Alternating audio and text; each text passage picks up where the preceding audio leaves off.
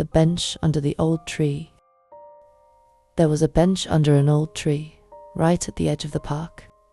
People passed it every day, but rarely noticed it. Except for one old man. He came every morning at 7 a.m., rain or shine, and sat quietly. Nobody knew his name. He didn't talk much.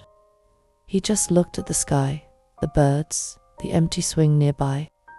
One day, a curious young girl asked, "Mister, why do you sit here every day?" He smiled gently and replied, "Because this is where my wife used to wait for me before the world got busy." The girl was silent.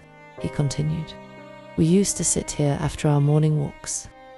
Even now, when I sit here, I feel like she's still beside me." The girl sat next to him. No more questions. Just silence. The kind of silence that speaks. After a few minutes, she stood up and said, "I'll come back tomorrow. Maybe we can both wait." The old man smiled this time, a little brighter. Sometimes, you don't need to fill the silence. You just need to be there. Whisper English, listen, feel, learn.